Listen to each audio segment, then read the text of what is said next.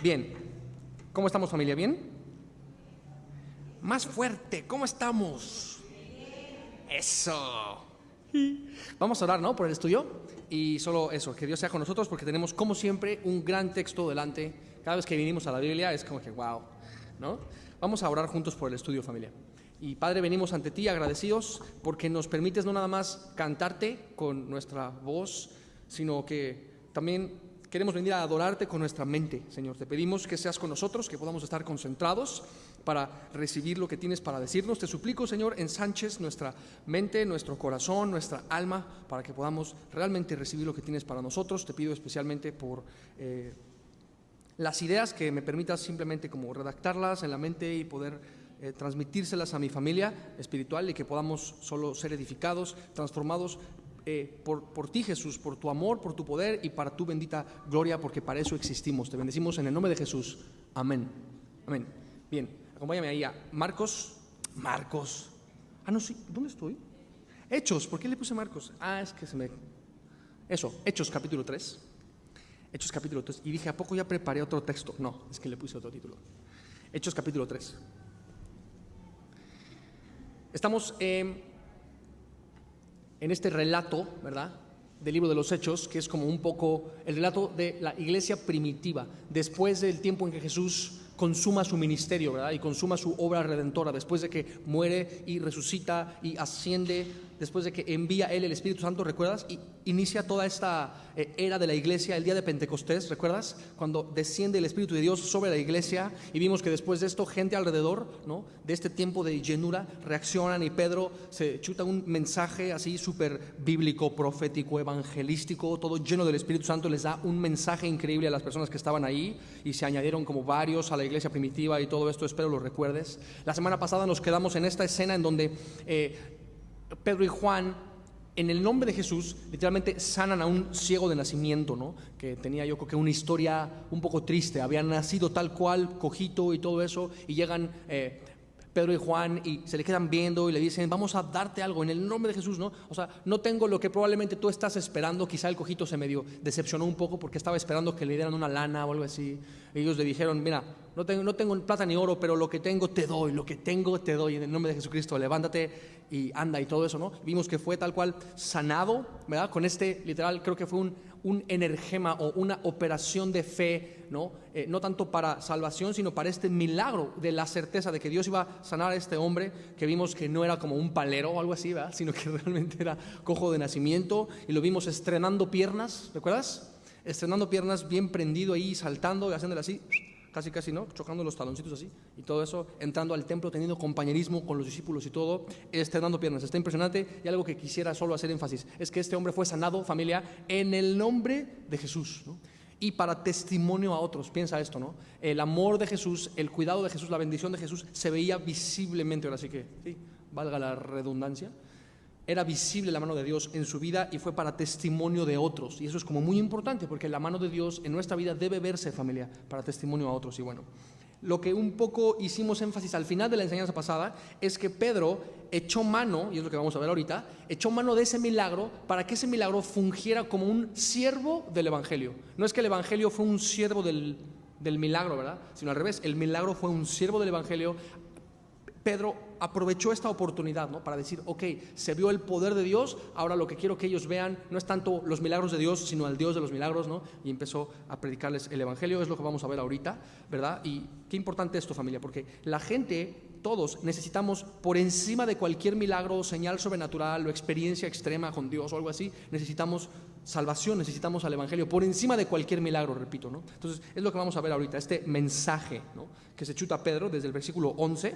Entonces vamos ahí, y hasta el final vamos a estarlo viendo con la ayuda de Dios. Dice lo siguiente, dice que teniendo asidos a Pedro y a Juan, el cojo que había sido sanado, todo el pueblo atónito, ¿no?, concurrió a ellos al pórtico que se llama de Salomón. Dice que teniendo asidos a Pedro y a Juan, el cojo, me lo imagino así como que después de que los sanaron, ahí anda agarrado de ellos, como que no se les quiere separar, porque pues acaba de recibir una sanidad en el nombre de Jesús a través de sus hermanos en la fe y todo eso, y tiene como este deseo de tener compañerismo, de seguir estrenando sus piernas y no sé qué, y lo veo ahí, ¿no?, como pegado a ellos. Esto está muy bello, ¿no?, esa necesidad que pone Dios en nosotros de tener comunión con otros creyentes después de que vemos la mano de Dios en nuestras vidas.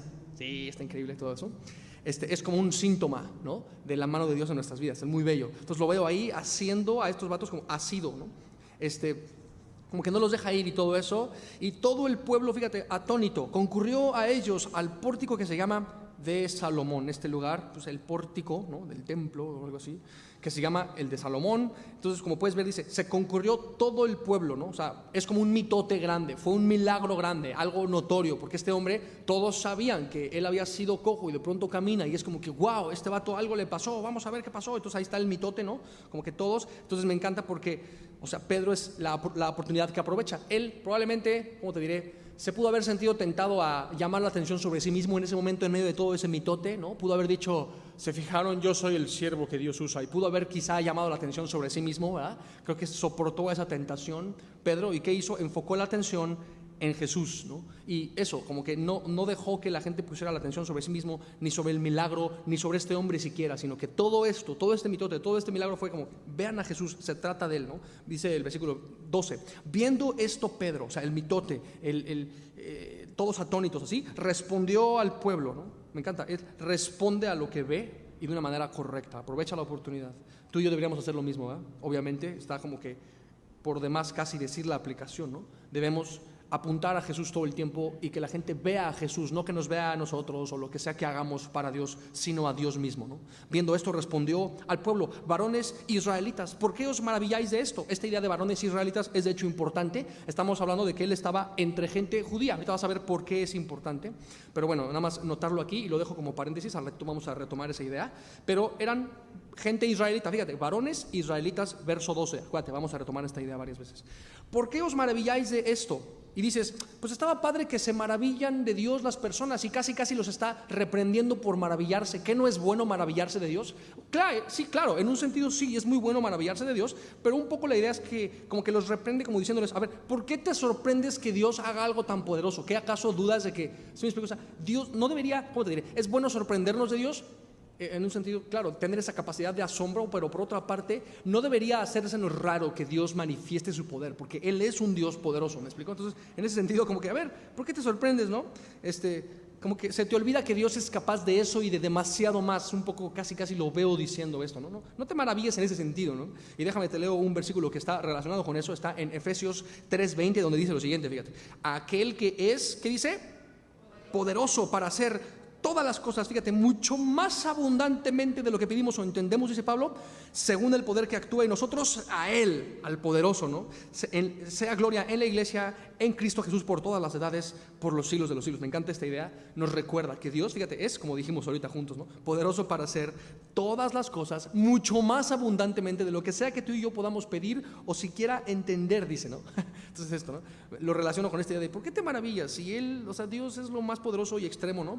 O ¿por qué ponéis los ojos, les pregunta versículo 12b, en nosotros? ¿Por qué ponéis los ojos en nosotros? Como si por nuestro poder o piedad hubiésemos hecho andar a otra vez, pone los ojos en Jesús, ¿no? No fui yo, no fue mi piedad, no fue mi poder, fue el poder de Dios, fue el amor de Dios, la bendición de Dios en la vida de este hombre. Repito, vuelve a poner como centro o como foco de atención a Jesús, ¿no? ¿No te recuerda mucho a Juan el Bautista, ¿no? Cuando Juan decía, ¿no? Yo no soy, dice, ni a boca llego, yo nomás soy una voz que clama en el desierto, ¿no? Ni a cuerda vocal llego, yo soy una voz que clama. ¿Te suena eso? El mensaje de Juan el Bautista. Yo no soy nadie, yo no soy el Cristo, no me veas a mí, yo no puedo generar salvación en ti, yo no soy el profeta, dice, no, porque ¿eres Elías acaso? Y él decía, en él, yo nomás soy una voz que clama en el desierto. Repito, ni a labio llego, ¿no?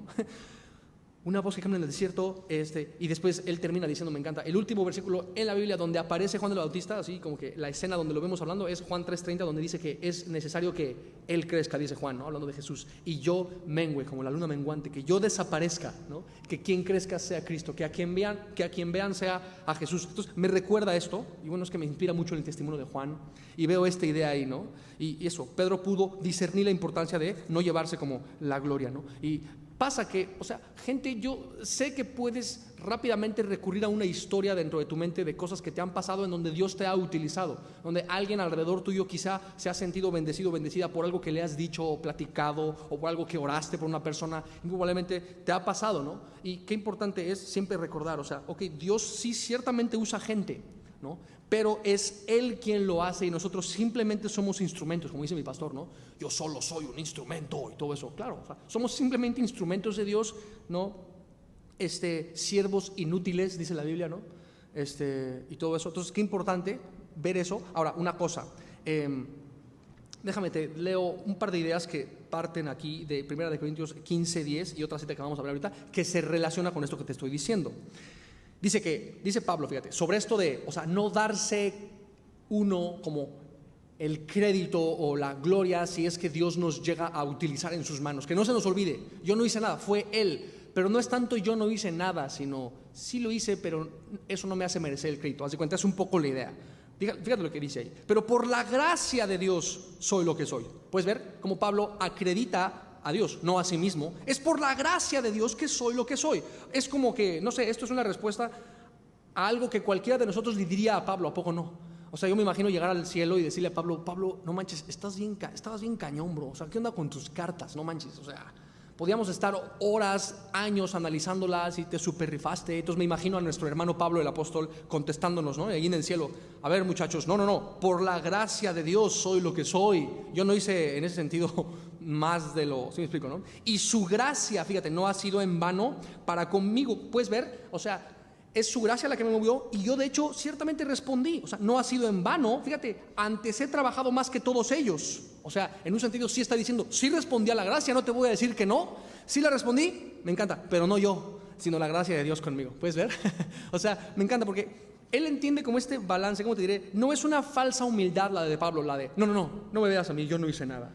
O sea, no dice yo no hice nada, dice, de hecho he trabajado más que todos ellos, pero no para gloria mía. ¿Se entiende?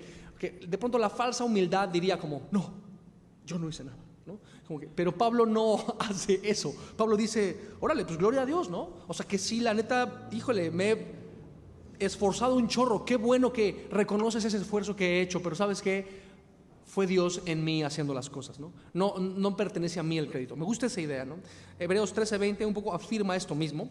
Fíjate, el Dios de paz que resucitó de los muertos a nuestro Señor Jesucristo, el gran pastor de las ovejas, que Él, dice el escritor de Hebreos, que Él, versículo 21, os haga aptos en toda buena obra. O sea, que Él los capacite para que hagan buenas obras. Fíjate, para que hagáis su voluntad. O sea, que Él haga las cosas en ustedes para que ustedes también hagan, para que también ustedes respondan, fíjate, haciendo Él en ustedes lo que es agradable delante de Él por Jesucristo, al cual sea la gloria. ¿Puedes ver? O sea, está como balance entre, o sea, Él lo hace y yo respondo. No es que Él lo hace sin que yo responda o que yo lo hago sin que Él tenga que hacer nada, ¿se entiende? Él lo hace, yo respondo y la gloria va para Él. Qué importante es eso. De otra manera es como que la gracia de Dios sería en vano en nuestras vidas si no respondemos, y por otra parte sería nosotros en nuestra carne dándonos el crédito en vez de dejar que Dios haga todo a través de nosotros. Es un poco como la idea, y ponernos flojitos y dejar que Él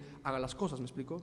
Y bueno, rápidamente, como a modo de paréntesis antes de pasar al verso 13, vemos aquí un vato que fue literalmente sanado, como dice el verso 12 al final, ¿no? No fue nuestra piedad la que hizo andar a este vato. O sea, básicamente le dicen, ¿no? O sea, vemos una sanidad, y que recordemos tú y yo, ya sé que lo vimos la semana pasada, pero tenemos que repasar esta idea. La sanidad sigue siendo una realidad en nuestros días, ¿ok?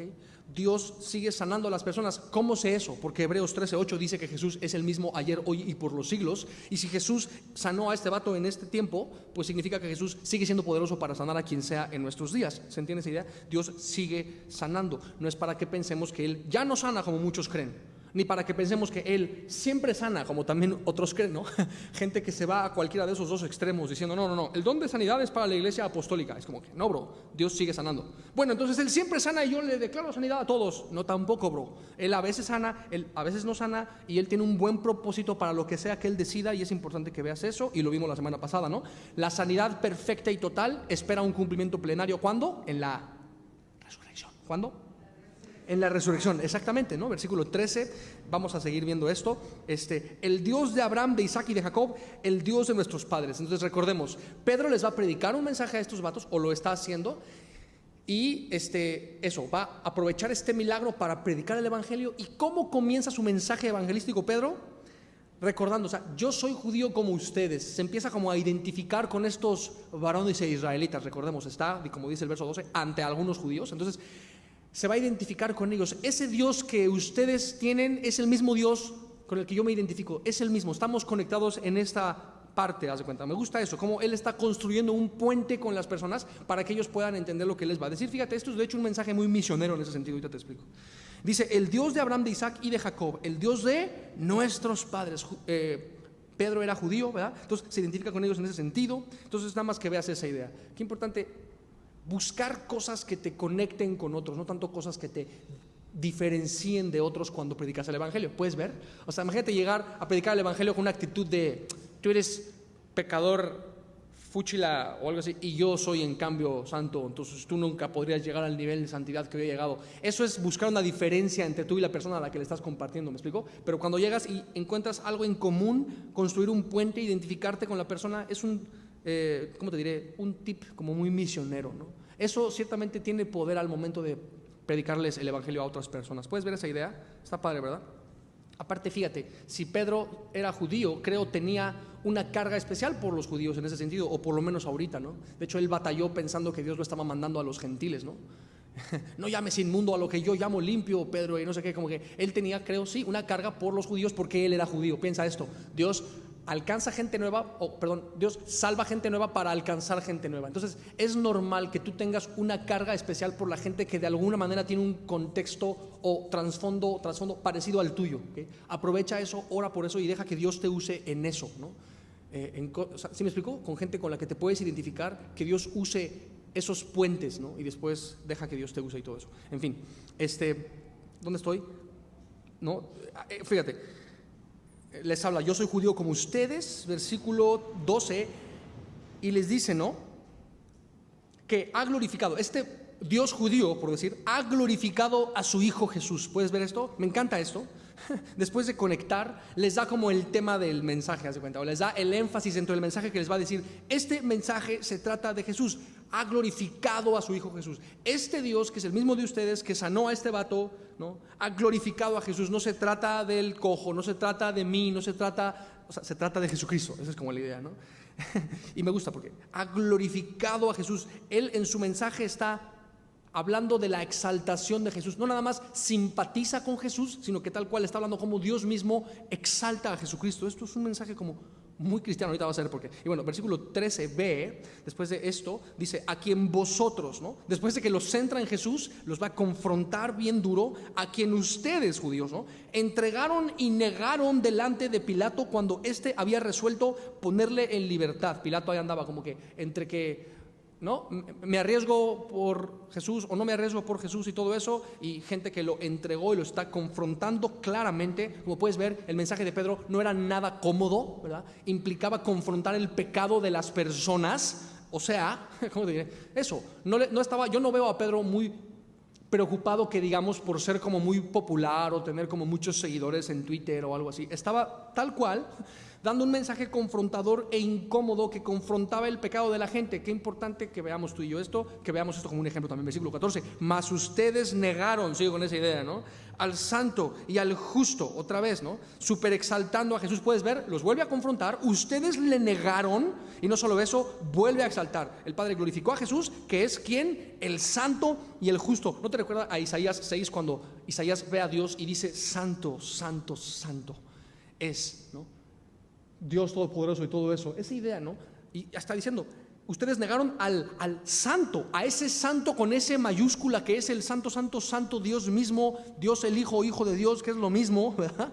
El Padre y yo uno somos, dice Jesús. Entonces está hablando de eso. Ustedes negaron al santo, a Dios mismo, que está exaltando, familia, su carácter, ese atributo divino en Jesús. Me encanta esta idea, ¿verdad? Porque no nada más, como te decía ahorita, no nada más está hablando de Jesús, sino que está exaltando a Jesús todo el tiempo. Pensemos esto, un chorro de gente puede, no sé, hablar de Jesús, mencionarlo, no sé, un católico puede mencionarlo, un jesuita puede mencionarlo, un Veda puede mencionarlo, tener un concepto de Jesús así como que, no sé, X profeta o no sé qué, pero solo los creyentes creo que podemos exaltar a Jesús. Él es el santo, Él es el justo, Él es el Hijo de Dios, Él es el glorificado. ¿Puedes ver?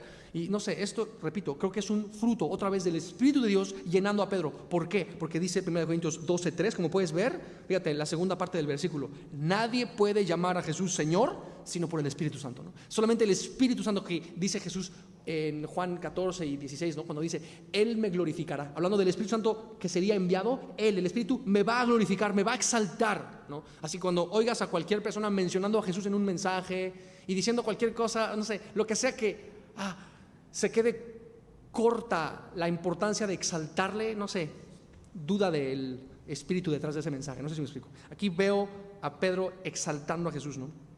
Por el Espíritu Santo. Versículo 14: y pedisteis que se os diese un homicida. Está bien denso porque los está confrontando todo el tiempo y al mismo tiempo está como exaltando a Jesús, como al mismo tiempo. Cuando lo vuelves a leer, cuando leas esto en tu casa en la semana y así, o sea, ve esa idea. Es un contraste impresionante. Confronta el pecado y exalta a Jesucristo. Está así como bien extremo eso, ¿no? Pedisteis que se os diese un homicida. ¿A quién se está refiriendo específicamente? Pues a Barrabás, ¿ah?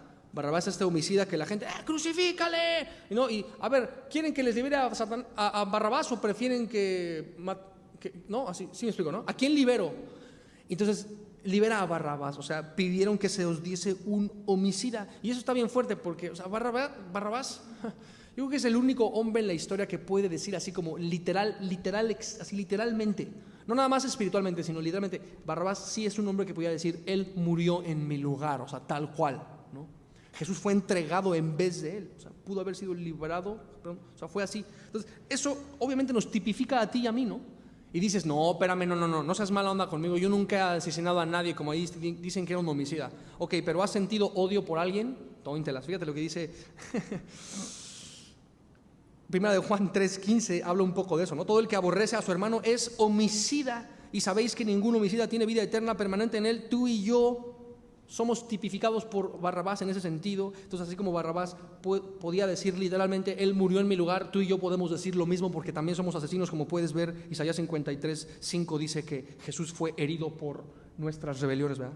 Molido por nuestros pecados, el castigo de nuestra paz fue sobre Él y por su llaga fuimos nosotros curados, ¿no? Él murió en nuestro lugar, o sea, nosotros le matamos tal cual. Y dices, ahí eso suena muy duro. No, versículo 15, ¿qué dice ahí?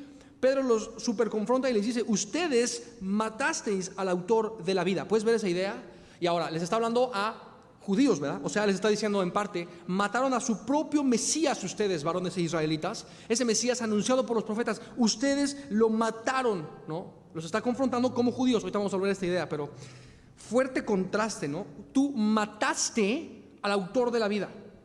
O sea, el autor de la vida, ¿no? Que hizo la creación, entre ella, ¿no? Los árboles, ¿no? Que les sopla vida y todo, y los troncos, así todo, y seres humanos hechos a su imagen, en vez de contemplar a Dios por su creación y los árboles y lo que Él hizo, agarran parte de su creación, que es un árbol, le quitan las hojas, lo pelan todo así, construyen una cruz y clavan ahí a aquel que creó todo. Es como que, como súper contradictoria esta como declaración, ¿no? Tú mataste al autor de la vida. Eso es una confrontación impresionante. Repito, estaba el vato echándose encima a toda esta gente y no le importó que fuera tan incómodo su mensaje. Esto es como muy importante, ¿no? Y fuerte la idea, mataste al autor de la vida. Puedes ver, literalmente nos está diciendo, Dios murió.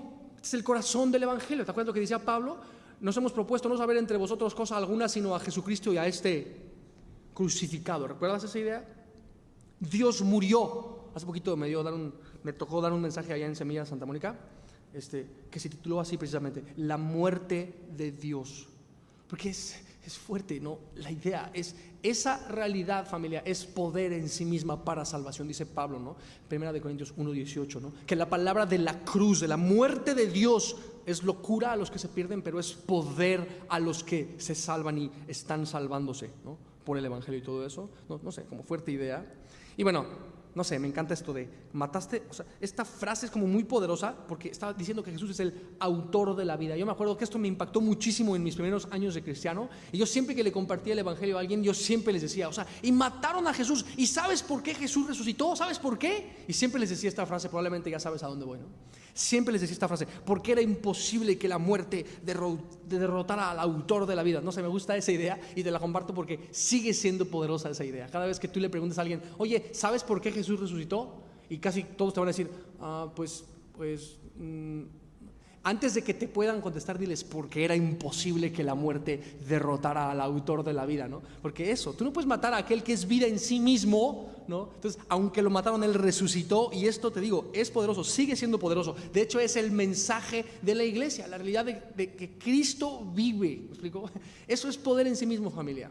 ¿Lo dices conmigo? Cristo vive. 1, 2, 3. Cristo vive, exactamente. Ese es nuestro mensaje, familia. Eso nos da vida a nosotros y a los demás cuando les proclamamos esta verdad. Jesús está vivo, es poderoso, sigue siendo poderoso. En fin, lo sanaron, ¿no? Lo mataron, lo super confronta con esto, lo mataron, ¿no? Ahora, esto es, sí, o sea, no nada más es un milagro que Jesús resucitó, como acabamos de decir juntos. Es creo que también un milagro que Pedro tenga tanta valentía ahorita y los esté confrontando tan duro después de que él mismo negó a Jesús 3 veces, ¿recuerdas?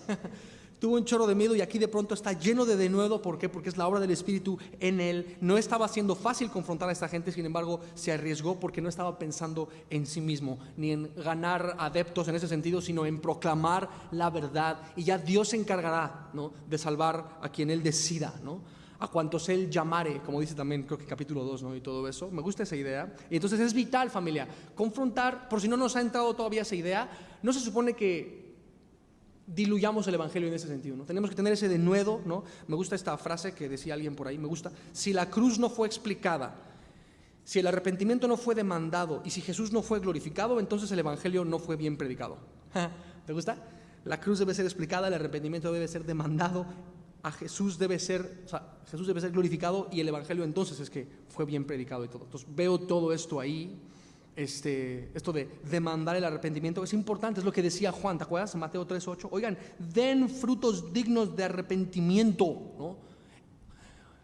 Juan no podía hacer que la gente se arrepintiera, pero sí podía demandar arrepentimiento, como apuntando a Jesús. O sea, él te puede conceder el arrepentimiento, yo te lo puedo demandar, pero yo no soy Jesús. Entonces lo que hago es señalarte a Jesús, decirte velo a él, porque él es quien te puede conceder ese arrepentimiento. Me encanta, dice 2 de Timoteo 2:25, que es Dios quien concede el arrepentimiento, ¿no? Entonces esto de demandar el arrepentimiento sí nos corresponde, sí, pero tú y yo no podemos otorgar ese arrepentimiento más que Dios. ¿Puedes verlo ahí? Y yo no puedo acercar a las personas a Dios. Realmente yo lo único que puedo hacer es señalarles a Jesús, voltéenlo a ver ahí, voltéenlo a ver a él puede darles arrepentimiento. Esa es la idea, ¿no? De hecho Jesús lo dice, ¿no? Ninguno puede venir a mí, Juan 6:44. Nadie puede venir a mí si el Padre no le atrae, ¿no?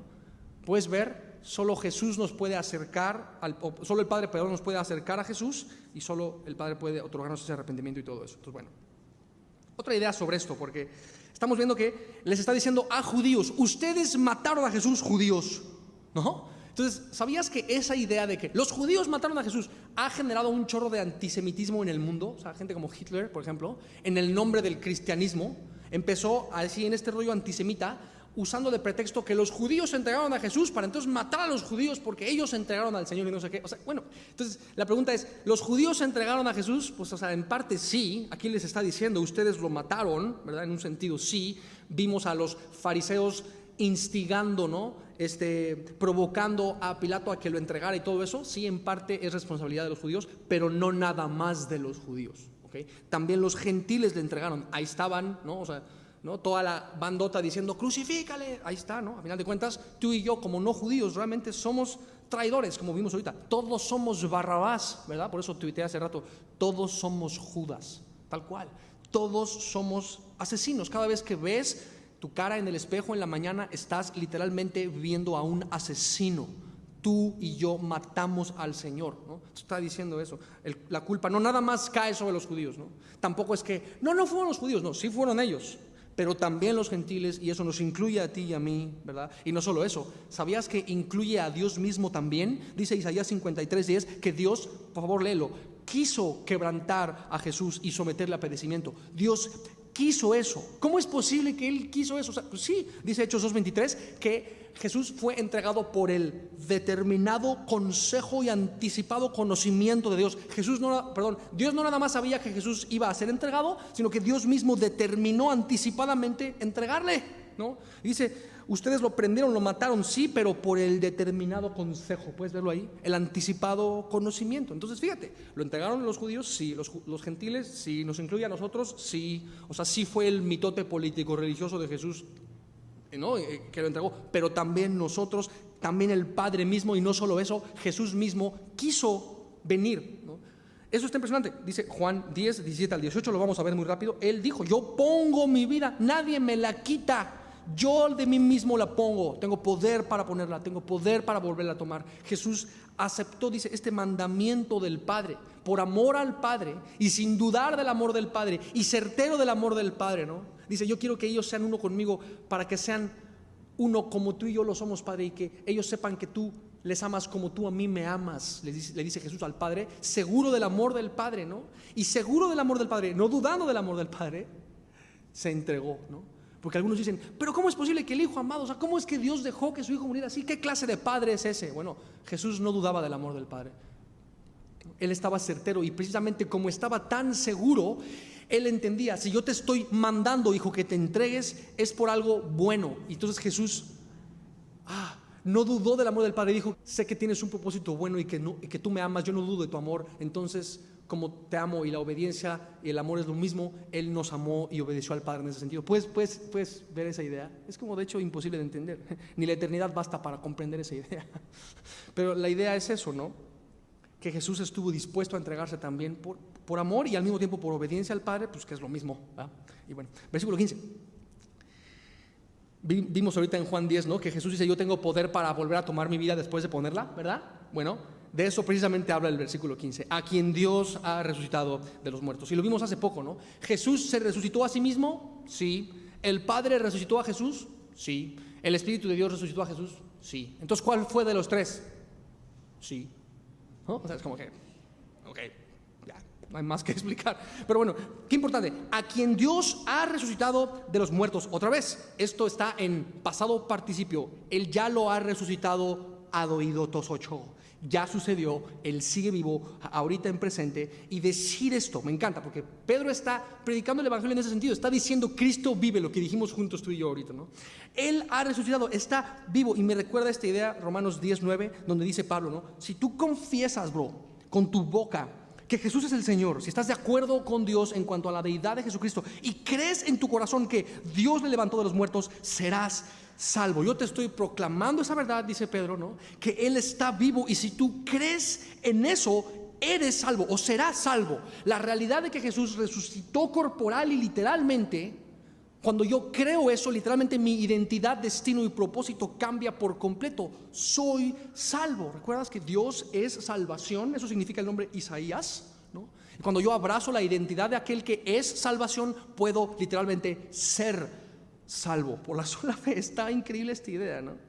Romanos 10. Y bueno, vamos a regresar allá al versículo 15, donde dice: de lo cual, o sea, Él resucitó, de lo cual nosotros somos testigos, dice Pedro, ¿no? Somos testigos de la identidad de Jesús, de que Él es Dios y de que Él murió y resucitó. Y somos testigos, mártires, palabra en el original, ¿no? Martus, que se traduce como mártir, ¿no? Somos testigos de estas cosas, y por eso ellos pues entregaron su vida como mártires. Y recordamos, esto lo has oído 1000 veces, la vida de un mártir no se caracteriza tanto por cómo muere, sino por cómo vive, por supuesto. Es porque vivían como mártires que pudieron morir como tales. Y ellos están diciendo: nuestra identidad se trata de eso. Somos eso.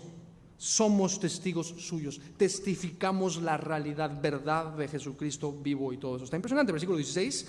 Y por la fe en su nombre. Por si no estaba todavía suficientemente intenso el mensaje, el vato sigue intenseando, Pedro, ¿no? Hablando de estos conceptos que están impresionantes.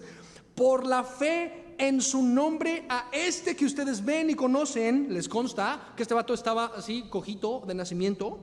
Por la fe en su nombre, ahorita vamos a regresar a esta idea, que ustedes, a este que ustedes ven y conocen, les consta, lo están viendo con sus ojos. La mano de Dios la están viendo ustedes en la vida de este hombre, al cual ustedes conocen, ¿no? Por la fe, ¿no? A este vato que ustedes ven, le ha confirmado su nombre. O sea, Jesús le confirmó su nombre. Otra vez esta idea de la fe en su nombre. Y le confirmó su nombre a este cojito, o ex cojito. Y dice: y la fe que es por él ha dado a este completa sanidad en presencia de todos vosotros, ¿no? Completa sanidad, ¿por qué? Por la fe. Por la fe en él. No por el ministerio de sanidad de quién sabe quién, ¿verdad?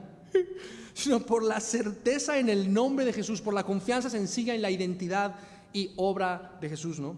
Y todo eso. Entonces está impresionante esto de por la fe en su nombre. Es como difícil dejar de enfatizar esa idea, porque es por la fe que podemos ser salvados y sanados. Un poco ya vimos esta idea de la sanidad, ¿verdad? Dios promete sanidad perfecta a sus hijos, por supuesto, en sentido plenario en la resurrección, y antes de eso, de manera soberana e individual y todo eso, como ya hemos visto. Pero qué importante, es por la fe en su nombre, no por obras, no porque ellos no porque ellos le echaron muchas ganas y eran muy fieles discípulos, ¿verdad? Porque, ¿cómo te diré? Ellos tenían una muy buena reputación espiritual en el sentido de que estuvieron con Jesús mismo. Podían decir, nosotros somos los mismísimos apóstoles, hasta escribimos la Biblia, bro. Es como que muy buena reputación, ¿no? Es como que lo dijo Pablo el apóstol. No, entonces sí es verdad porque él escribió la Biblia. Pero ellos no se estaban basando en su reputación, ni en sus, recursos espirituales, ni en sus dones espirituales, ni en su fuerza de voluntad, ni en sus éxitos pasados, ¿no? Porque sí, hemos sacado demonios a otros cuando Jesús nos enviaba y no sé qué. ¿Cómo te diré? Podían haberse jactado de todo eso, ¿no? De su trasfondo, de cómo habían dado mucho fruto y todo, pero no es por ninguna de esas cosas que ellos están diciendo este hombre fue sano, sino por la fe, nada más, ¿no? Me encanta, Efesios 2, 8 al 9, este es un verso súper de cajón, ya lo sabes, dice que por su gracia somos salvos por medio de la ¿qué? De la fe. Somos salvos por medio de la fe, no por medio de nuestra reputación espiritual intachable o algo así, no, por medio de la fe. Y esto, es decir, el conjunto de gracia y fe no es de nosotros, sino que es un don de Dios, ¿no? Porque aún si es por fe, yo no puedo decir, lo que pasa es que tengo un chorro de fe, bro, por eso pues Dios me usa un chorro. Pues ¿qué querías? No manches, que tengo un chorro de fe.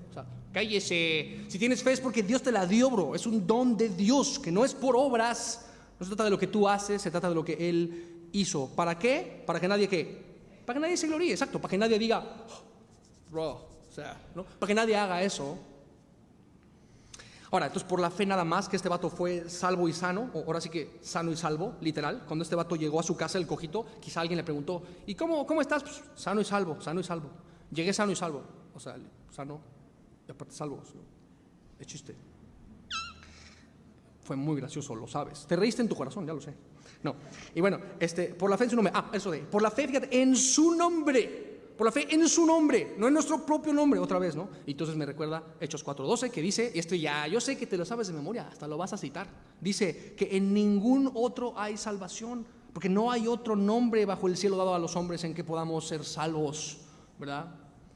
Qué importante. Y bueno, a lo están viendo ahí en presencia de ustedes, no sé qué, por la fe en su nombre, esta idea de su nombre. No hay nada que sea más grande para Dios que su propio nombre. Eso es lo que dice el Salmo 138:2, que Él ha engrandecido su nombre y su palabra por sobre todas las cosas, como puedes ver ahí también, ¿no?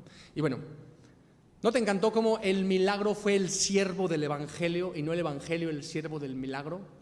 Me encanta esa idea. Versículo 17, mas ahora, hermanos, ya los confrontó un chorro, ya les dijo de su pecadote así bien duro, ya exaltó a Jesucristo, ya habló de su muerte violenta y de su resurrección refulgente y del poder de su salvación y todo, ya les habló de todo eso y los confrontó bastante fuerte. Y ahora, fíjate como contraste, no le faltó el amor a su mensaje, ¿no? Les va a hablar la verdad en amor. Mas ahora, hermanos, fíjate, hermanos, no le está diciendo, mas ahora bola de pecadores asesinos incircuncisos o algo así, ¿no? Les dijo, mas ahora hermanos, no se puso por encima de ellos, yo estoy bien cañón porque entonces yo les predico algo así. No, somos hermanos, bro, ¿no? Mas ahora, hermanos, ¿no? Sé que por ignorancia lo habéis hecho, como también vuestros gobernantes, como que se pone un poco en su lugar. Sé que ustedes no sabían que estaban matando a Dios mismo. Entonces como que en ese sentido ¿sí me explicó? Eso, como que se muestra como benigno en ese sentido. Por ignorancia lo habéis hecho. Ahora, rápidamente, el hecho de que estos vatos pecaron contra Jesús en ignorancia ¿los hace menos culpables? No, de todas formas fueron culpables, pero debemos saber, pecar por ignorancia sí es menos grave que pecar así con la intención de pecar, ¿se entiende? Las dos cosas te hacen culpable, pero es más culpable, es más grave pecar con conocimiento de causa, y así ahora sí que con malhora, o como se diga, que pecar como por ignorancia. Entonces nada más que veas eso, está dando el beneficio de la duda en un sentido, no es tan grave como si hubieran pecado con conocimiento de causa, pero eso no los hace como no culpables y todo eso. Y es que eso es fuerte, ¿no? Porque Jesús murió por todos los pecados, ¿no? Las cosas que cometimos sin saber que estábamos pecando, ¿no? Y las cosas que cometimos sabiendo que estábamos pecando, Él murió por todo eso. ¿Te acuerdas lo que dice Salmo 19:12 cuando dice, o sea, Señor, líbrame aún de los pecados que ni sé que cometí? O sea, seguramente he pecado un chorro en cosas que ni así ni por aquí me pasó, ¿no? Que hice un comentario así sin pensar y lastimé a una persona así bien duro y ni cuenta me di, así hasta dejó de venir a la iglesia y ni cuenta me di. O sea, ¿sabes? O sea, pasan cosas así y, híjole, Señor, ten piedad, ¿no? O sea, no estoy diciendo que, pues no sabía, entonces no estuvo mal. No, sí estuvo mal, pero Dios tiene una misericordia especial cuando es por ignorancia. ¿Se entiende la idea? Y dice, sí, ya lo repetiste mucho. Ok, es que es para que nos entre, ¿verdad?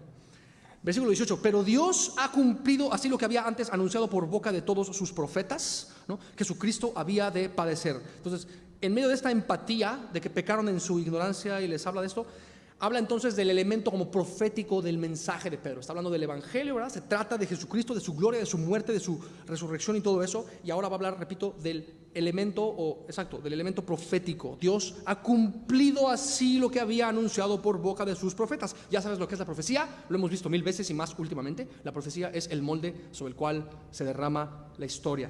El molde sobre el cual se derrama la historia. Entonces Dios ha cumplido lo que había anunciado. Él ya había escrito la historia en la profecía y simplemente se estaban derramando la historia sobre este como molde profético que dijo así por todos sus profetas que Jesucristo había de padecer. Esto está en el Antiguo Testamento un chorro de veces. Vemos anunciada la muerte de Jesús. Así que, versículo 19, así que arrepentíos. Órale, lo que te decía, ¿no? Si la cruz no fue explicada, si la cruz no fue explicada, si el arrepentimiento no fue demandado, si Jesús no fue glorificado, ¿cuál era otro? Entonces el evangelio no fue predicado, ¿te acuerdas? Entonces aquí está demandado el arrepentimiento. Así que arrepiéntete, papá. Da un cambio de rumbo de 180 grados. Eso significa arrepentirse, cambiar de rumbo. Que nuestra manera de caminar dé una vuelta de 180 grados, tal cual. Habla de volverse a Dios, ¿no? Volverse a Dios con mi mente, con mis hechos, correr hacia Dios. Con la misma fuerza que estaba yo huyendo de Dios, ahora tengo que correr hacia Él. De eso habla, ¿no? Y habla de odiar lo que Dios odia, ¿ok?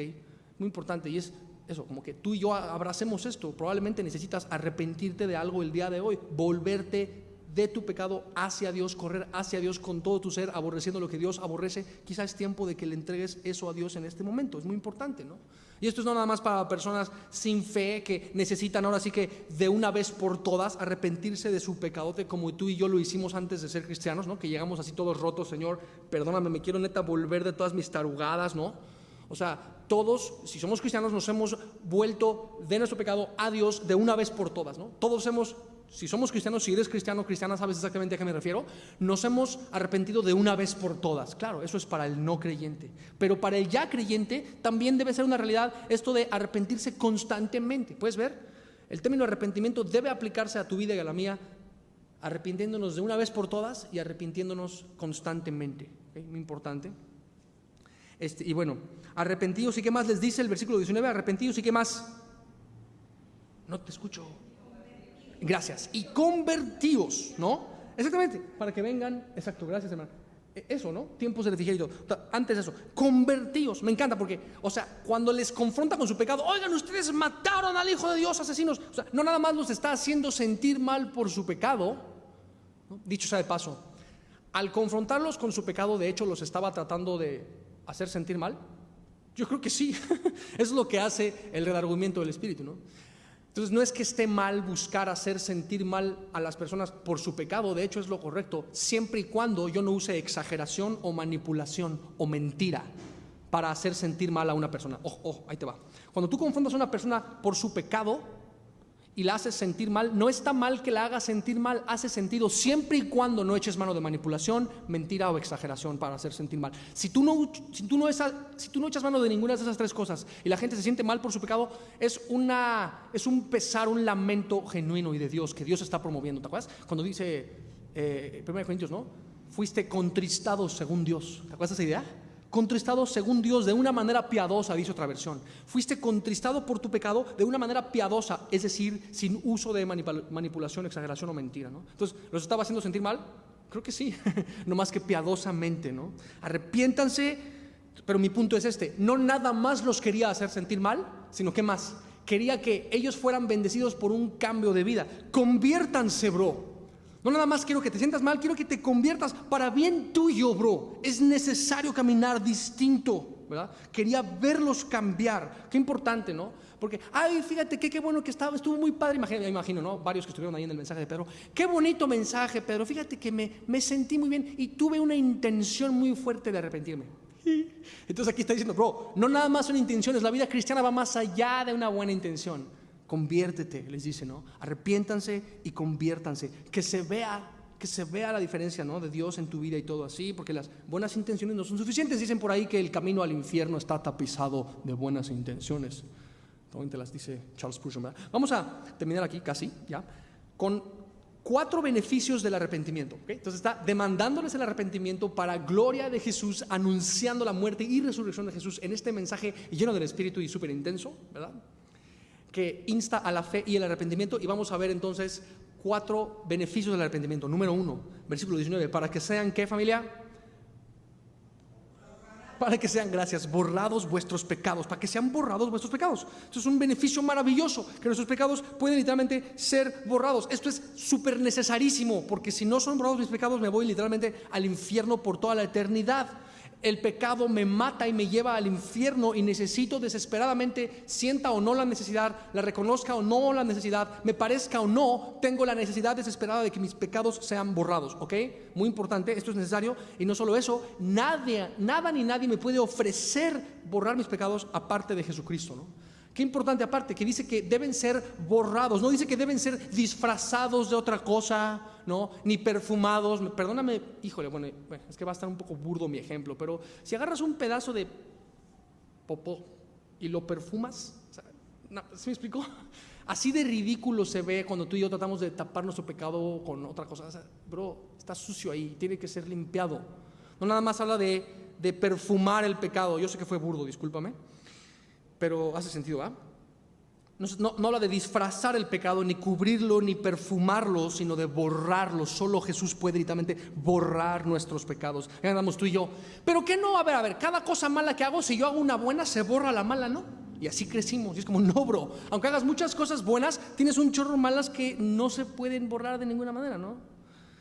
Ok, y si me espero mucho tiempo, si ya mi pecado lo cometí hace como 20 años, yo creo que ya se borró. No, el tiempo no borra pecados, solo Jesucristo borra pecados. Pero yo ya he tratado de portarme bien, hasta sigo esta ideología de vida que es idea. Me acuerdo que una vez en la escuela me platicaron eso. Tú tienes que caminar a la luz de una idea. Y me decían, I significa intuición, D significa dolor, E significa enfermedad y A significa accidente. Si no te va bien en la vida es porque tienes que cambiar algo, y lo primero que te va a mostrar lo que tienes que cambiar es la intuición. Tu intuición te va a mostrar que estás haciendo mal. Y si no haces bien lo que estabas haciendo mal, viene la D, viene el dolor. Y si no haces caso, viene la E de enfermedad. Te vas a enfermar de algo, es como un karma. Y después, si no agarras la onda, viene el accidente. Por eso la gente se accidenta y no sé qué. Bueno, es que yo sí me tragué esa cuando me la dijeron. No era cristiano y hoy andaba, ¿no? Tratando de seguir mi intuición para que no me accidentara yo o algo así. Y ahí está, tú puedes tener tus ideologías de vida, lo que sea, pensar que con eso se borran tus pecados. No, solo Jesucristo borra pecados. Amén, amén, por supuesto, ¿no? Y cuando Él los borra, ¿sabes? Él quita esta acta de decretos que había en contra nuestra y la cuelga, la clava en la cruz, despojando, dice Colosenses 2:15, despoja a principados, potestades, a estas entidades antiguas, oscuras, ¿no? Los exhibe públicamente, triunfa sobre ellos en la cruz, ¿no? Me encanta esta idea. Y bueno, ese es el primer beneficio, que Él borra nuestros pecados. Segundo beneficio, para que vengan de la presencia del Señor, fíjate, tiempos de refrigerio. Por eso preparamos unos canapés ahorita al final de... Mal chiste. No está hablando de ese refrigerio que te dan ahí en Costco, ¿verdad? No está hablando de ese refrigerio. Sí, estuvo bueno. Entonces, viene más bien hablando de algo que refresca. Un refrigerio, familia, es algo que refresca, que renueva, ¿no? Entonces, va a hablar un poco esta idea de renovación a la luz de la promesa del nuevo reino. Fíjate, dice, que vengan tiempos del Señor, tiempos de refrigerio, versículo 20, y Él envíe a Jesucristo, que os fue antes anunciado, ya vimos eso, a quien de cierto es necesario que el cielo reciba hasta los tiempos, que el cielo reciba. ¿Cuándo es esto? Después de la resurrección, en la ascensión, que se ha recibido en los cielos, ¿cierto? O que ya fue eso. ¿Qué dices, perdón? ¿Alguien preguntó algo? Ajá, exacto, gracias. que el cielo reciba hasta los tiempos de la restauración de todas las cosas. Después de la ascensión viene la restauración de todas las cosas, ese tiempo de refrigerio eterno que es el milenio, el reino de Jesús, ¿verdad? De que habló Dios por boca de sus santos profetas que han sido desde el tiempo antiguo. Entonces ahí estamos hablando de los profetas del Antiguo Testamento anunciando el regreso de Jesús, el milenio, el reino de Jesús. ¿Sí me explicó? La restauración de todas las cosas, que es tal cual como el tiempo de refrigerio, de renovación, cuando vienen cielos nuevos, tierra nueva, ¿no? En los cuales mora la justicia, este refrescarse, todo este nuevo y así, ¿no? Entonces habla de eso en sentido como plenario, ¿verdad? Es un término un poco teológico, sentido plenario. En sentido plenario o total habla de eso, pero en sentido como parcial, ¿a poco no? Dios nos regala un chorro de tiempos de refrigerio, en el sentido de que verdades que vemos que en la Biblia que nos refrescan, nos renuevan, ¿no? Como dice 2 Corintios 5:17, ¿recuerdas? Dice que de modo que si alguno está en Cristo, nueva criatura es, ¿recuerdas? Esto ya es real, ya eres una nueva criatura, esa es tu identidad ahora, eres una nueva criatura, una nueva creación, perteneces ya al nuevo orden de creación si eres cristiano o cristiana, es lo que está diciendo. Las cosas viejas pasaron, ¿verdad? He aquí, todas son hechas, ¿qué dice? Nuevas, ¿no? Qué importante idea, ¿verdad? Dios nos regala esos tiempos de refrigerio, de nuevo, todo es nuevo en Jesucristo, ¿no? Déjame, te leo la versión antiguo testamentaria de este refrigerio en Isaías 43:18. Basta con solo leerlo para que refresque tu alma. Fíjate lo que dice: no os acordéis de las cosas pasadas, ni traigáis a memoria las cosas antiguas. He aquí que yo hago cosa nueva. Pronto saldrá la luz, pronto. ¿No la conoceréis? Otra vez, dice el Señor, ¿no? Abriré camino en el desierto y ríos en la soledad. Wow. ¿Qué significa ese pasaje? Eso exactamente. Guárdalo en tu corazón tal cual, porque eso significa. Significa lo que dice lo que significa. Dios dijo lo que quiso con ese verso y dijo lo que quiso decir con ese verso. Guárdalo en tu corazón, ¿okay? Probablemente viniste a esta enseñanza simplemente a abrazar esos dos versos que son de parte del Creador del universo para tu alma. ¿Puedes ver? Vaya refrigerio, ¿verdad? Mejor que el canapé de Costco, ¿a poco no? Versículo 22. Porque Moisés dijo a los padres, vamos a terminar casi ahora sí. Ni tan casi, es nomás para que no te me desesperes. ¿Por qué? Moisés dijo a los padres: el Señor vuestro Dios os levantará profeta de entre vuestros hermanos como a mí, a él oiréis en todas las cosas que os hable. Entonces viene hablando de la renovación de todas las cosas, ¿verdad? En Jesús, en presente y futuro, por decir esto, este refrigerio, porque Moisés dijo a los padres: el Señor vuestro Dios levantará profeta. Se está refiriendo de hecho a Jesús, en un sentido de que Jesús tuvo ciertamente un ministerio profético entre vuestros hermanos, porque Jesús es judío, ¿verdad? La salvación viene de los judíos, ¿cierto? Y le está hablando a judíos, como a mí, a él oiréis en todas las cosas. Nos cita a Moisés y todo esto, y es lo que te digo, Jesús ciertamente, familia, tuvo un ministerio profético. Y dices, o sea que Jesús fue un profeta. O sea, pues sí, pero fue más allá que un profeta, porque él es nada más y nada menos que el verbo encarnado de Dios, el mensaje mismo de Dios hecho carne. ¿Se entiende? Entonces, él es más que un profeta, por supuesto, él es Dios mismo. ¿Se entiende? Cuando alguien dice Jesús es un profeta, o sea, no es que estén diciendo que es algo falso, sí es un profeta, pero él es más allá que un profeta. Entonces, nada más que veas esa idea. De hecho, ¿en qué sentido Jesús es un profeta? Fíjate, dice que el espíritu de la profecía, Apocalipsis 19, el espíritu de la profecía es el testimonio de Jesús. Claro, él también tiene un ministerio profético en el sentido de que todas las profecías apuntan a Jesús y Jesús es el cumplimiento encarnado de todas las profecías del Antiguo Testamento. ¿Puedes ver esa idea? Toda la profecía se trata de él, dice Lucas 24. Y no sé, son como varias ideas que veas esto de que Jesús es Dios, sí, y aparte es un profeta. Y es un profeta, sí, y aparte es Dios. Importante. Versículo 23. Y toda alma que no oiga a aquel profeta, a Jesús, será, fíjate, desarraigada del pueblo. Está hablando de juicio. Y es importante que en tu mensaje y en mi mensaje, cuando prediquemos el Evangelio, familia, no nos comamos esta parte, ¿verdad? Con tal de ganar adeptos o hacer un poquito más cómodo o atractivo el mensaje. No, hay que hablar de juicio, y aquí viene incluido y está bien cañón. Un juicio en dos sentidos. En el sentido de que Jesús ya cargó el juicio que tú y yo merecemos, ¿verdad? En la cruz. Y debemos mencionar el juicio también en el sentido de que si rechazamos la obra de Jesús por nosotros, vamos a enfrentar juicio. Tienes que hablar de juicio en esas dos, como de esas dos maneras, ¿no? Entonces, ese entonces sería el tercer beneficio del arrepentimiento. Llevamos tres. ¿Cuál es el primer beneficio del arrepentimiento? Que nuestros pecados sean borrados, ¿recuerdas? Segundo beneficio, que vendrán tiempos de renovación en presente y en futuro. Número 3, que seremos librados del juicio de Dios, ¿no? Que viene, claro, por ignorar al mensaje encarnado de Dios. Y versículo 24, todos los profetas desde Samuel en adelante, cuantos han hablado, también han anunciado estos días, refiriéndose a eso, ¿no? Que todos los profetas anunciaron todas estas cosas, ¿no? El momento del fin, ¿no? El momento de la restauración de todas las cosas, o sea, porque viene hablando un poco de eso, ¿no? Vosotros sois de los, perdón, fíjate, últimas 2 ideas. Vosotros sois los hijos de los profetas. Entonces, ¿a quién le está hablando? Según el versículo 12, a israelitas. Exactamente, le está hablando a gente judía. Entonces les dice, ustedes son los hijos de los profetas. O sea, pues, claro, los profetas, muchos de ellos eran gente, pues, israelita. Y son ustedes también hijos del pacto que Dios hizo con nuestros padres. Pedro como judío, ¿no? Nuestros padres de Israel. Y el pacto que Dios hizo con nuestros padres, diciendo a Abraham, a nuestros ancestros, en tu simiente, le dice Dios a Abraham, recuerda esto en Génesis, ya nos chutamos Génesis completo, ¿recuerdas? Diciendo a Abraham, en tu simiente, Abraham, es decir, en la semilla biológica, genética de Abraham. Sabemos que Abraham es el ancestro de la nación de Israel, interesante, ¿no? Él es el ancestro de los judíos, pero él era caldeo, de hecho. Abraham no era judío, interesante, ¿no?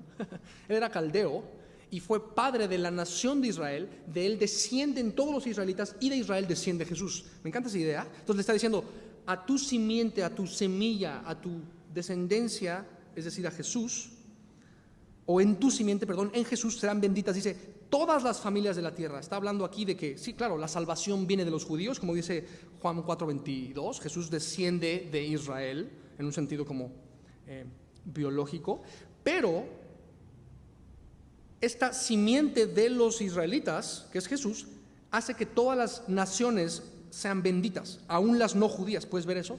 Porque entonces, fíjate esta idea, o sea, Abraham es padre de los judíos biológicamente, pero padre también de los creyentes espiritualmente, ¿no? Porque él fue justificado por fe y todo eso. Nada más que veas esa idea. Entonces les está recordando esto, ¿no? Esto incluye a los judíos y a los no judíos y todo eso. Eso, ¿no? Está como bien padre eso. Versículo 26, a vosotros primeramente, Dios, habiendo levantado a su Hijo, lo envió para que os bendijese a fin de que cada uno se convierta de su maldad. Aquí termina. Pero fíjate, a vosotros primeramente, otra vez le está hablando a judíos, ¿cierto?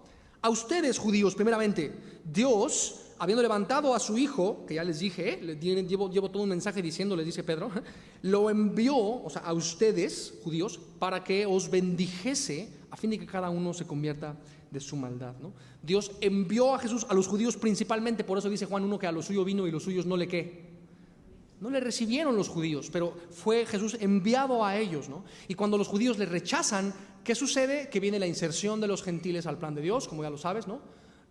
Daniel 9, que dice que hubo 70 semanas determinadas para Israel, ¿no? 69 desde tiempos de Esdras hasta el tiempo de la cruz, todo eso determinado para Israel. La última semana, que es de la tribulación, también determinada para Israel. La iglesia ya no está aquí. Y el espacio, ¿no?, que es la era de la iglesia donde estamos ahorita, es un tiempo donde Dios inserta a los gentiles en su plan. Importante que entiendas estas cosas. Ya sé que lo entiendes, pero es para que lo repasemos. No le recibieron, pero a ellos vino, palabra clave, primeramente. Y como ellos no le recibieron, como para provocarlos a celos, dice Pablo, ¿no? Ahora entran los gentiles a su plan y todo eso. Ahora, otra cosa. ¿Para qué Dios envió a Jesús a los judíos? Para que os bendijese. Qué importante, ¿no? Ahí está, ese sería como el cuarto beneficio del arrepentimiento, ser bendecidos a fin de que se conviertan. Entonces dices, o sea, es una bendición para que me convierta. O sea, a ver, es interesante, ¿no? Porque yo no quiero ese tipo de bendición, yo no me quiero convertir, a mí me gusta mi pecadote, quizá decimos, ¿no? Porque es muy cómodo, porque es muy placentero, porque es muy confrontador tener que dejar mi pecado. ¿Cómo llamas una bendición convertirme de mi maldad si yo disfruto mi maldad? Quizá piensas o quizá pensamos. Bueno, qué importante, última idea, que la bendición viene primero. Te bendigo primero a fin de que te conviertas. Por favor, escucha esto. La obediencia a Dios no es un requisito para alcanzar la salvación, sino un resultado de que la salvación ya me alcanzó a mí. ¿Puedes ver? Él me bendice primero, independientemente de si me convierto o no, porque Él me ama y no es por obra de la salvación. Él me bendice y entonces, como fruto de eso, quiero arrepentirme y quiero convertirme. ¿Puedes ver? Déjame decirte esa frase otra vez. La obediencia es no un requisito para alcanzar la salvación, sino un resultado de que la salvación ya me alcanzó. Esto es como clave. De hecho, creo que es probablemente la frase más poderosa que yo escuché hace muchos años, que me hizo como que, ¡pum!, me cayó el 20 con eso sobre el Evangelio y todo eso. La bendición de Dios, ¿no?, que es entregada incondicionalmente, literalmente incondicionalmente. Entonces, ¿qué necesitamos hacer, familia? Aceptar esa bendición y darme cuenta, o sea, ya tengo esa bendición, el amor de Dios, entonces, ¿con qué cara ahora voy a seguir en mi pecadote? ¿No? Entonces, ¿me explico? ¿Qué tengo que hacer? Disponer mi corazón, ponerlo delante de Él y dejar que Él transforme mi vida. De eso está hablando, ¿no? Y necesitamos tú y yo permitir que Dios nos transforme, porque de hecho solo Él puede hacerlo. Fíjate esta frase: el pecado deforma, la educación informa, la religión reforma, pero solo Jesús transforma. Amén. Solo Jesús transforma, por eso debo dejar que Él me transforme. Entonces, los 4 beneficios de volada para orar por estas cosas. ¿Cuáles son los beneficios del arrepentimiento, familia? Número 1, que Él borra mis pecados. ¿Que Él qué? Borra mis pecados, exacto. Segundo beneficio, refrigerio, ¿verdad?, en presente y en futuro. Tercer beneficio, librados del juicio, ¿verdad? Librados del juicio. Cuarto beneficio, ser bendecidos para ser transformados. ¡Wow! Increíble, ¿no?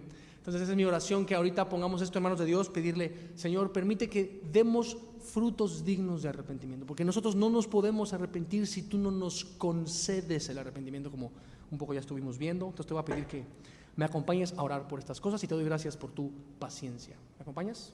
Oremos, familia. Señor bendito, te damos gracias por este tiempo que nos regalas a estudiar tu palabra. Gracias por la paciencia de mi familia, que estuvimos aquí un buen rato, Señor, considerando estos textos, estos versículos, y pudimos ver, Señor, que este mensaje de Pedro, evangelístico, lleno de ti, se trata de ti, te anuncia a ti, apunta a ti y te glorifica a ti. Y queremos que nuestras vidas sean eso, un reflejo de que tú eres Dios y de que tú eres el Señor Jesús. Porque tu Espíritu Santo nos insta a decir estas cosas, a disfrutar decir que tú eres digno de toda adoración. Y te damos gracias, Señor, por este tiempo.